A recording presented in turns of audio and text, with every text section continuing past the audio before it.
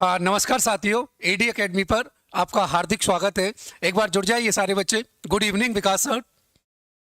तो हम कंटिन्यू कर रहे हैं नाउन का सीरीज, जिसमें आज आपका लास्ट टॉपिक है नाउन के बारे में। कल हमने काफ़ी सारी चीज़ों को डिस्कस किया था। आज ये लास्ट क्लास है आपकी नाउन की। इसके बाद नाउन टॉपिक से जितने भी क्वेश्चन बनेंगे वो सारे के सारे क्वेश्चन हम प्रैक्टिस करेंगे। आ जाइए एक बार सारे।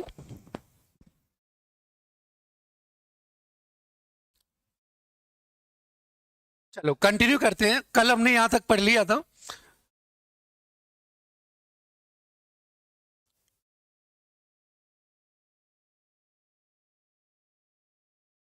कल हमने ये क्लास की थी और कल की क्लास में हमने जाना था कि कुछ नाउन्स होते हैं जो कैसे होते हैं, अनकाउंटेबल नाउन्स होते हैं। कुछ नाउन्स अनकाउंटेबल नाउन की कैटेगरी में रखा जाता है। अगर इनको एज अ प्लूरल के तरीके से अगर ट्रीट किया जाए तो उनके पहले पीस या पीसेस नाम का जो वर्ड है उनका यूज करके हम उसको प्लूरल नाउन की कैटेगरी में रख सकते हैं।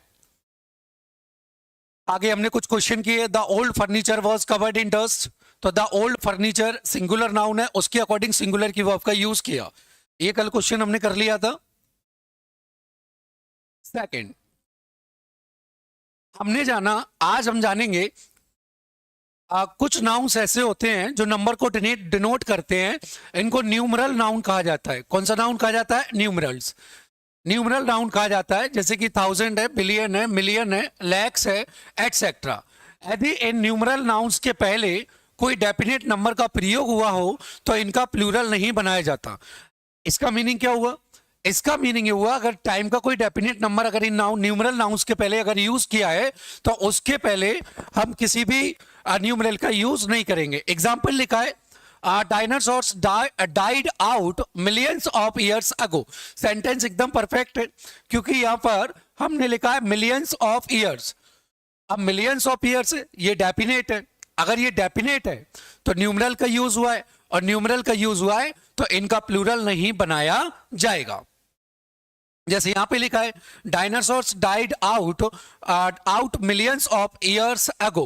तो ये सेंटेंस इसलिए रॉन्ग हो गया क्योंकि एक बार जब आपने मिलियंस का यूज कर दिया तो आपको यहां पर ईयर्स के बाद आपको प्लूरल इसका नहीं बनाना पड़ेगा। जैसे 15,000।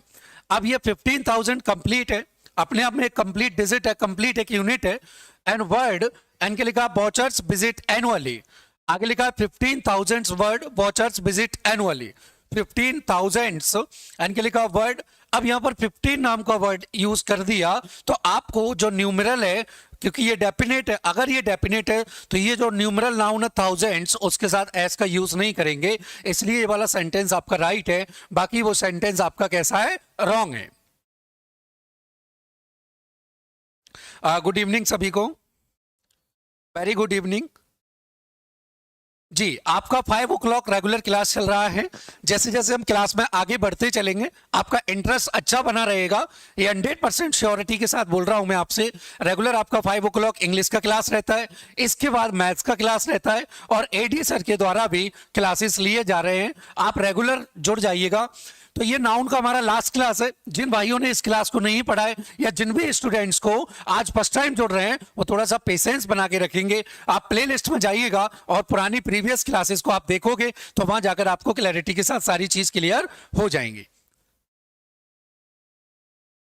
अगला क्या लिखा हुआ है? कुछ नाउन ऐसे होते हैं जिनका रूप या फॉर्म, जिनको आप फॉर्म बोल सकते हो, जिनका रूप या फॉर्म कैसा होता है, फंक्शन दोनों ही दृष्टिकोण से प्लूरल होते हैं। इन्हें एस और एस के बिना प्रयोग नहीं करना चाहिए तथा इनके साथ प्लूरल बनाने के लिए अलग से एस और एस नहीं जोड़ते। सिंपल वे में अगर मैं इस बात को ऐसे कहूं मेरे प्यारे बच्चों, तो इसका मीनिंग ये हुआ कि कुछ नाउन्स पहले से ही प्लूरल होते हैं।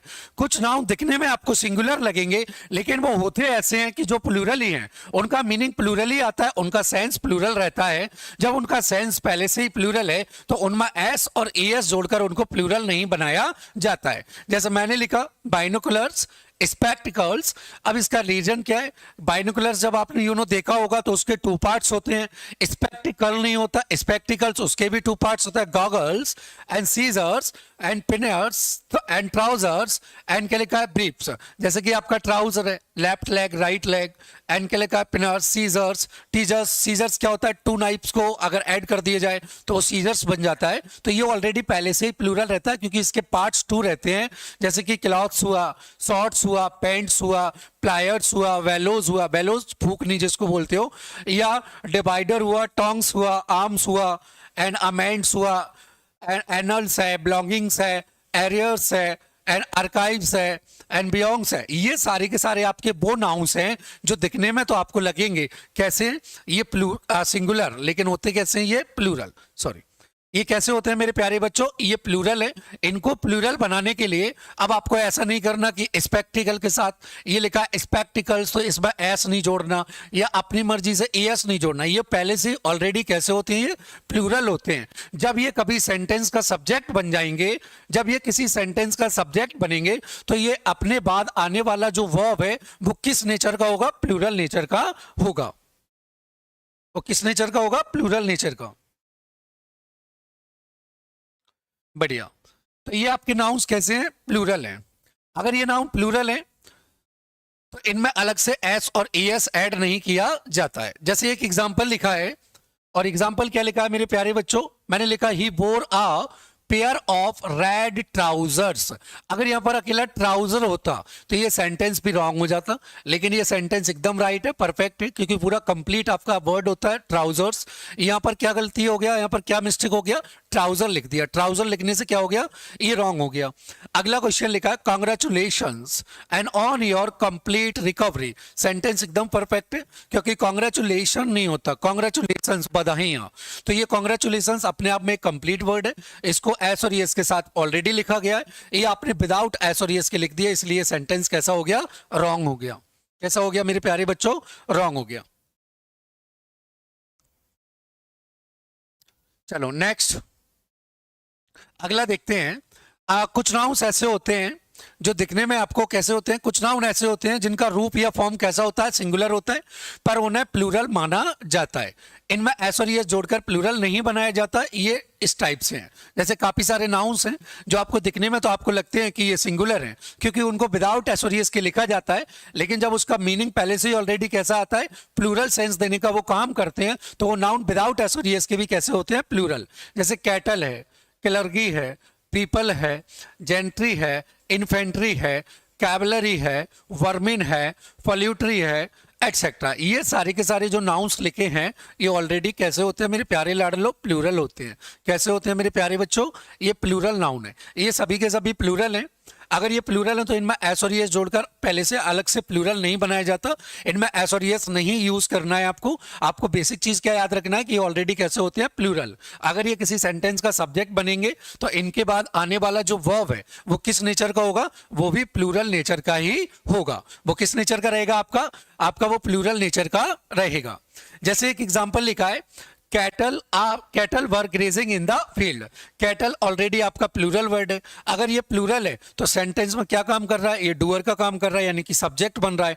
तो जिस नेचर का सब्जेक्ट होता है उसी नेचर की वर्ब का यूज किया जाता है। ये वर्ब कैसी है, आपकी प्लूरल की वर्ब है, तो सेंटेंस एकदम राइट है। यहां पर क्या कर दिया, कैटल वॉज कर दिया। मैंने पहले ही बताया था, कल की क्लास में भी हमने यही जाना था कि नाउन टॉपिक के अंदर जैसे आपका एक टॉपिक होता है सिंटेक्स, जिसको आप कहते हो, अगर और कहूं तो इसको सब्जेक्ट वर्ब एग्रीमेंट के नेम से जाना जाता है। और सब्जेक्ट वर्ब एग्रीमेंट में, सब्जेक्ट वर्ब एग्रीमेंट के अंदर जिस नेचर का, देखो सब्जेक्ट वर्ब एग्रीमेंट का मीनिंग क्या है, सब्जेक्ट का जो नेचर होता है उसी नेचर की वर्ब का यूज किया जाता है, यानी कि सब्जेक्ट और वर्ब का एक दूसरे के साथ एग्रीमेंट कराया जाता है। अगला क्वेश्चन देखिएगा क्या लिखा है, cattle was grazing in the field. तो वॉज नहीं आएगा क्योंकि ये प्लूरल है। अगर ये पीसीएन है, प्लूरल काउंटेबल नाउन है, तो उसके बाद आने वाला वर्ब भी कैसा होगा, प्लूरल का। तो ये सिंगुलर का वर्ब लगा दिया, इसलिए सेंटेंस रॉन्ग है। द पुलिस, क्या है मेरे प्यारे लाडलो, यहां पर लिखा नहीं है। पुलिस भी एक कैसा होता है, दिखने में सिंगुलर लगता है लेकिन होता कैसा है, plural. The police still haven't found the murder weapon. क्या बोला गया है बेटा, द पुलिस, आपको याद रखना पीसीएन यानी कि प्लूरल काउंटेबल नाउन है। अगर आपके सेंटेंस का सब्जेक्ट ही प्लूरल है तो उसके बाद आने वाला वर्ब कैसा होगा, प्लूरल होगा। यहां पर क्या कर दिया, कॉन्ट्रैक्टेड फॉर्म का यूज कर दिया, ये हम सीखेंगे। हैव और नॉट को एक साथ लिख दिया, उसको बना दिया हैवंट। चाहो तो आप ऐसा लिख लीजिए, have not equal to haven't. Have not equal to क्या होता है मेरे प्यारे बच्चों, हैवंट होता है। Have not equal to haven't. Main problem क्या है कि द पुलिस आपका प्लूरल नाउन है, प्लूरल नाउन के साथ प्लूरल का वर्ब यूज किया है। ये सेंटेंस रॉन्ग इसलिए कि द पुलिस तो आपका प्लूरल सब्जेक्ट है, लेकिन आपके साथ सिंगुलर की वर्ब का यूज कर दिया तो सेंटेंस रॉन्ग हो गया। यहां से यहां तक की बात में किसी को कोई प्रॉब्लम है क्या? अगर प्रॉब्लम नहीं है, अगर किसी को भी प्रॉब्लम है तो बता दीजिएगा।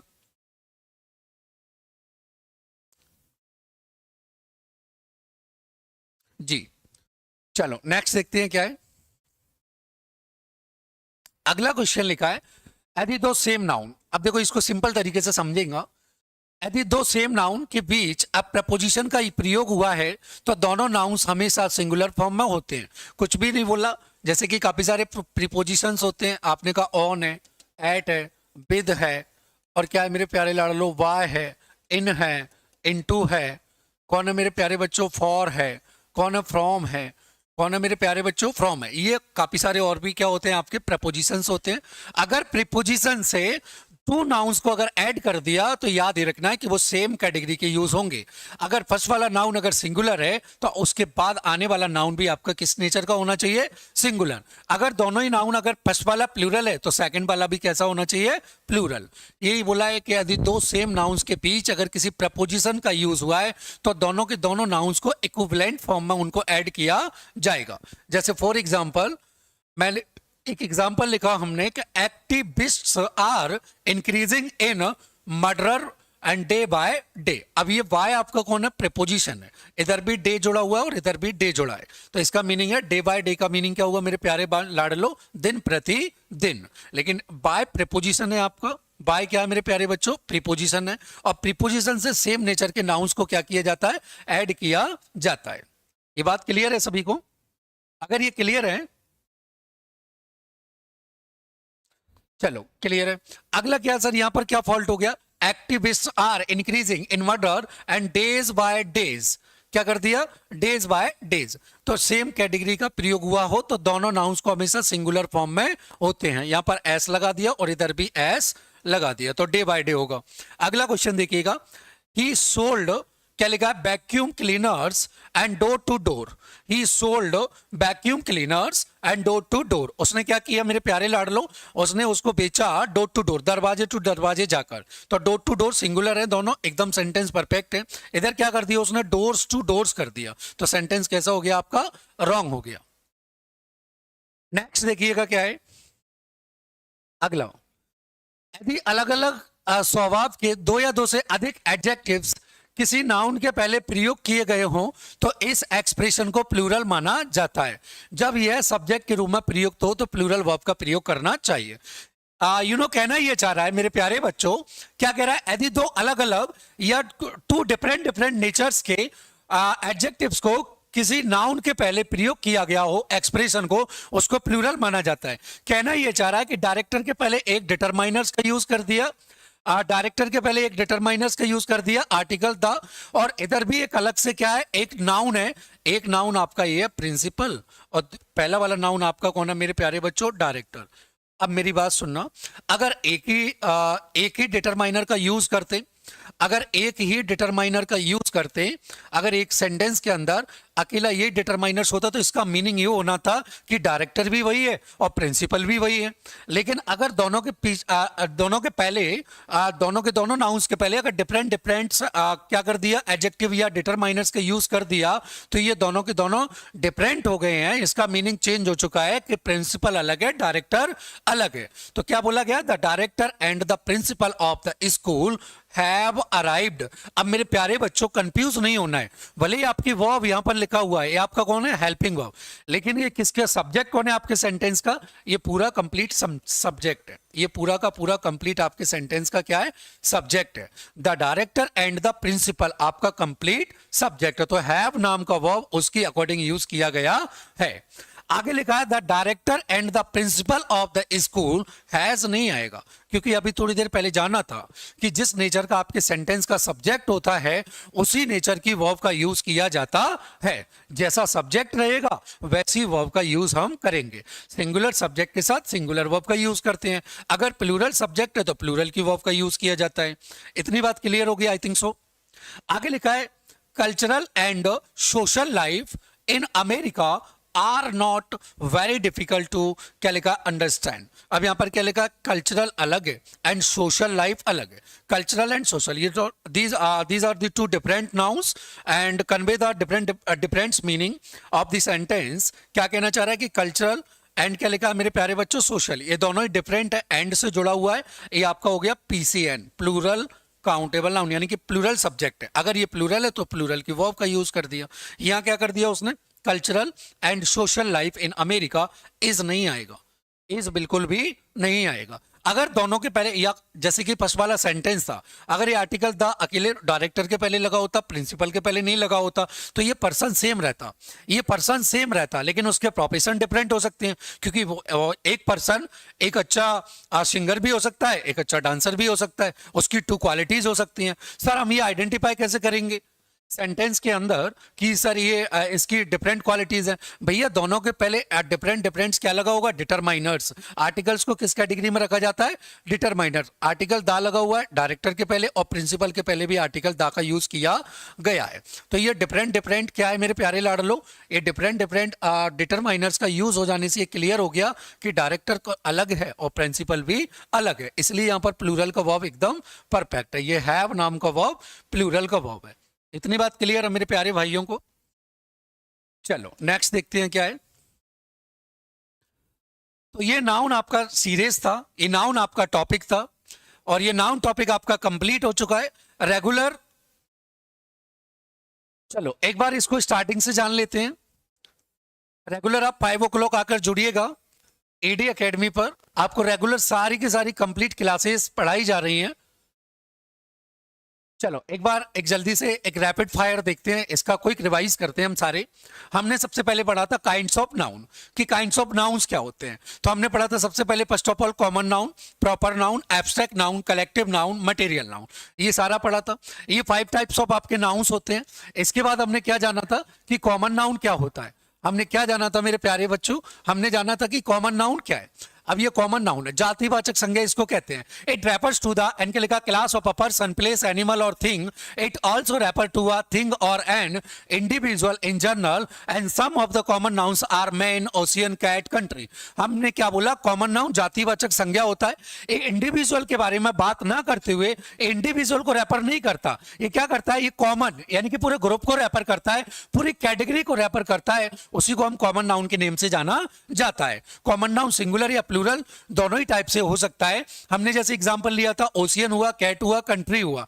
जब ये कभी सेंटेंस का सब्जेक्ट बनेगा तो आप उसका नेचर देखिएगा कि अगर ये सिंगुलर है तो सिंगुलर की वर्ब का यूज करेंगे, अगर ये प्लूरल है तो प्लूरल की वर्ब का यूज किया जाएगा। प्रॉपर नाउन क्या होते हैं, हमने कुछ चीजों को याद रखा था कि proper noun, all proper nouns, proper noun करता क्या है, प्रॉपर नाउन इंडिविजुअल के बारे में बात करता है, इसलिए इसका नेम पड़ा था व्यक्तिवाचक संज्ञा। इट रेफर्स द, क्या लिखा है मेरे प्यारे बच्चों, it refers to an individual person हो, चाहे वो आपका प्लेस हो, थिंग्स हो, such as Mount Everest and Tom, Akshay, Australia, Mohan, और क्या लिखा था हमने, शिवपुरी।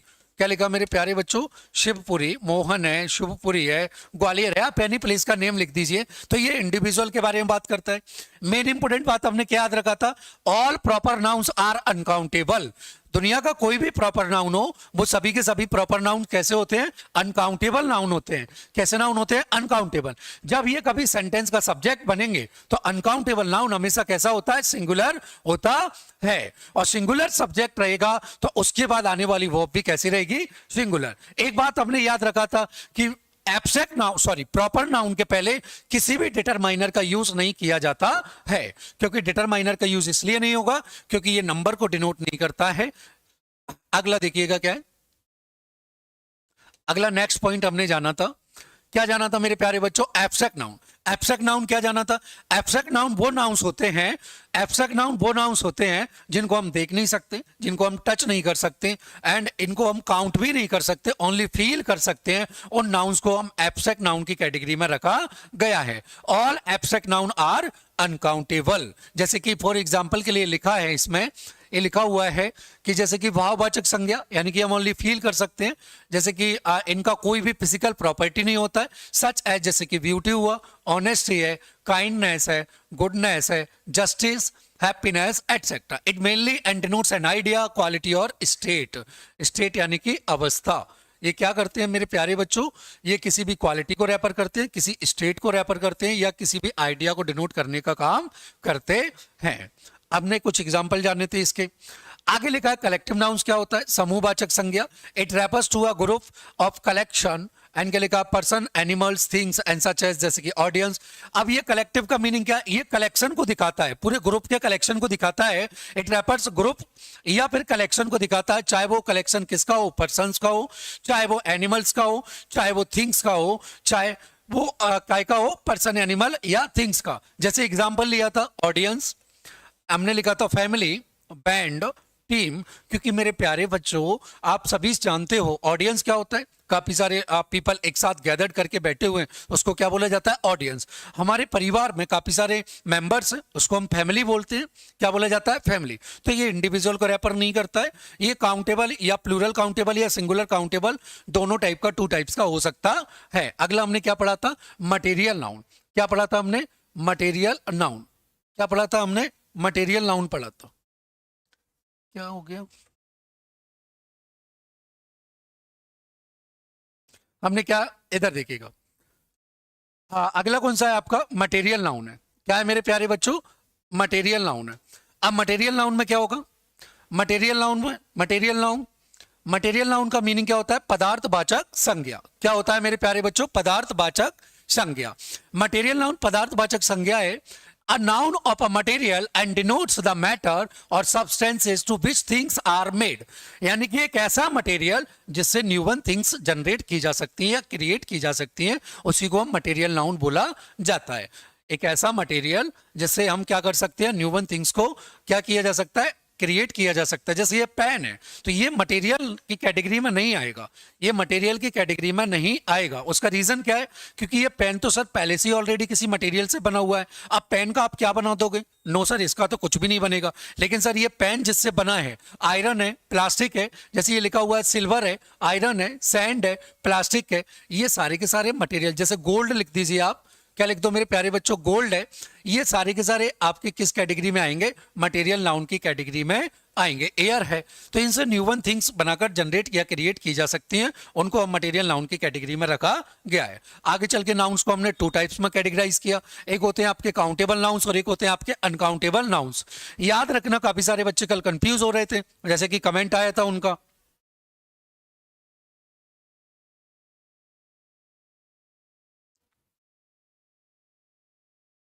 चलो, जैसे हमने जाना था काउंटेबल अनकाउंटेबल क्या होते हैं।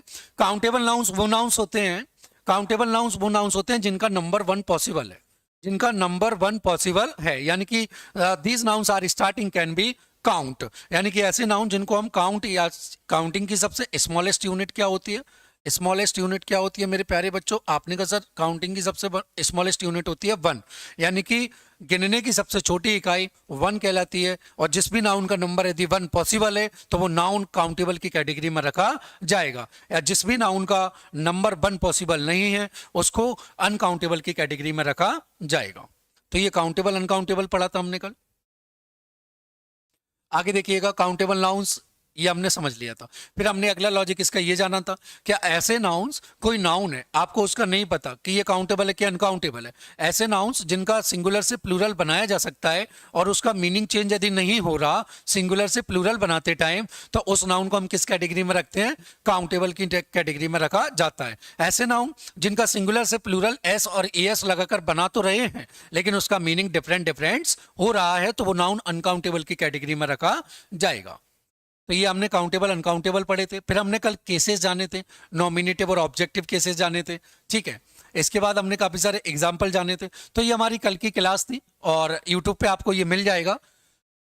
तो रोज़ रेगुलर डेली आपका 5 o'clock आपका ये क्लास होता है। तो रेगुलर आप जुड़िएगा। रेगुलर आप जुड़ेंगे तो एडी एकेडमी परिवार की तरफ से आपके लिए बेहतर से बेहतर करने का प्रयास किया जाएगा, क्योंकि जब तक आप अपने भाइयों को नहीं जोड़ोगे, आप सेशन को शेयर भी नहीं करते हो, तो शेयर करके ज़्यादा से ज़्यादा संख्या में जोड़िएगा, आपके लिए बेहतर करेंगे। तो आज की बात यहीं रखेंगे, मिलेंगे कल। जब तक के लिए बाय, टेक केयर, जय हिंद, जय भारत।